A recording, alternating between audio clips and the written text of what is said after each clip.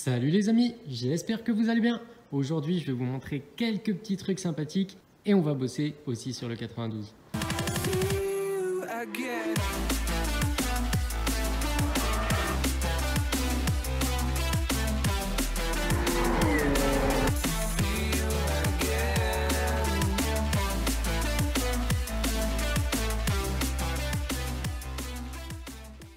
Plus l'événement se rapproche, moins je suis serein parce que à Haute-Saintonge, c'est limité à 95 décibels et franchement, j'ai peur d'être limite, donc on va bosser sur l'échappement. Parce que là, ça risque de vraiment pas passer.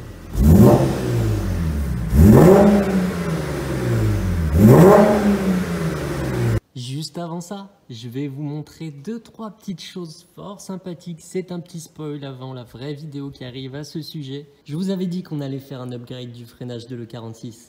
Ça, les amis, c'est des disques de M3 CSL. Ils sont assez balèzes. Donc ça va vraiment changer niveau freinage. Sur l'avant, on va associer ça à des grosses pinces 4 pistons de chez Brembo. C'est le freinage qu'on a d'origine sur les séries F. C'est commun à beaucoup de modèles. Si vous les cherchez, malheureusement, ils sont devenus carrément hors de prix maintenant. Donc c'est un peu tard, mais on en trouve toujours. Quand on compare aux toutes petites galettes d'origine, je pense que ça va faire une sacrée différence, hein. Donc ça, c'était la petite parenthèse freinage pour le 46 turbo. On refera la peinture des étriers, évidemment, ça c'est prévu. Et pour le train arrière, on va monter le freinage des 330i. Pour les plaquettes, les amis, je me suis orienté vers des EBC Yellow Stuff. Bon, c'est pas la Rolls des plaquettes, on est bien d'accord. Je pense que les Ferrodo DS 2500 que j'ai sur le 92 sont mieux. Je vais essayer, on va voir, on va se faire notre propre avis sur ces plaquettes-là. Et puis si je suis déçu, eh ben, on repassera sur des DS 2500. Bon, l'avantage de celles-là, c'est qu'elles sont quand même beaucoup plus accessibles. Donc c'est pour ça que je me suis tourné là-dessus. Et puis on pourra de toute façon changer sans aucun souci si jamais on n'est pas satisfait. Bon, vous avez vu la taille de cette palette par rapport à ma main. Ça commence vraiment à être du lourd. Voilà, comme ça vous avez vu un petit peu ce qui nous attend niveau freinage sur le 46. Maintenant, on va retourner sur le 92 et s'occuper de cet échappement.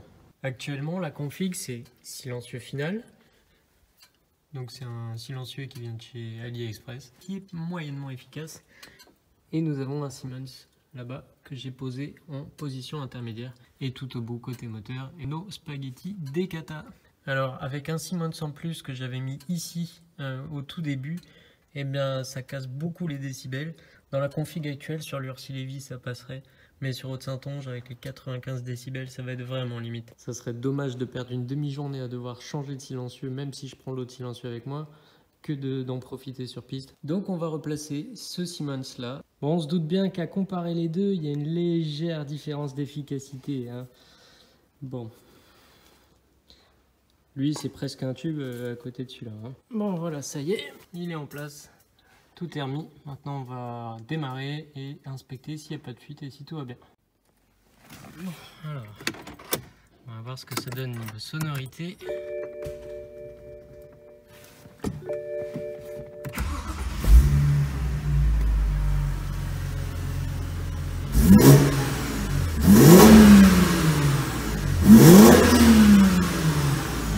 Beaucoup mieux. Il y a beaucoup plus de chances pour que ça passe comme ça. Ça c'est fait et je serai un peu plus serein pour aller sur Haute-Saintonge avec cette chose-là en moins. Enfin, avec quelque chose de plus efficace. Maintenant, je vais récupérer mes 19 pouces CSL pour la piste que j'ai posée sur le 46 temporairement. Voilà, les CSL 19 pour la piste sont sortis. Donc sur l'arrière, ils sont pas tout neufs. Je pense qu'on va en faire des slicks à la fin de la journée. Par contre, à l'avant, ils sont quasiment neufs, donc on a de la marge. Et sachant que en général, je bouffe plus à l'avant qu'à l'arrière, étonnamment, c'est pas plus mal comme ça. Niveau préparatif du matériel, j'ai les 3 jerrycans qu'on remplira d'éthanol, que ce soit pour le trajet en termes de sécurité et puis aussi sur le circuit pour éviter d'aller chercher de l'éthanol super loin du circuit. Et puis, je prépare tout l'outillage nécessaire. On prend 2 crics, clés à choc, et voilà, tout ce qu'on peut prendre qui peut éventuellement servir, surtout qu'on a la France à traverser, donc si jamais on a un pépin, on met toutes les chances de notre côté. Sinon, du liquide de frein, liquide de refroidissement, bidon d'huile, tout ce qu'il faut au cas où pour faire un appoint si nécessaire. Maintenant on fait de la place et je protège pour accueillir les jantes. Bon voilà, première couche de mise, donc je mets les petites mousses de protection, les deux jantes arrière, je remets une couche de protection et je pose les deux jantes avant. Avec un petit peu de papier bulle aussi pour protéger les garnitures arrière qui sont toujours là. Bon, deuxième couche de protection mise et maintenant on empile les jantes avant. Voilà, ça c'est fait. Vivement le plateau, hein. Franchement, c'est pas une partie de plaisir de charger tout ça, mais au moins ça passe bien. Bon, dans le sac qui est dans le fond de la voiture, j'ai de l'huile, des bombes anti-crevaison au cas où, même si on a une autre montre, de quoi attacher les cache-plaques. Ça, c'est tout pour ce sac. Dans ce sac-ci, on va avoir notre anneau avant en rigide, notre anneau arrière en souple. Je vais y mettre le cric d'origine BM, un cric comme ça, plus un cric bouteille qui est ici.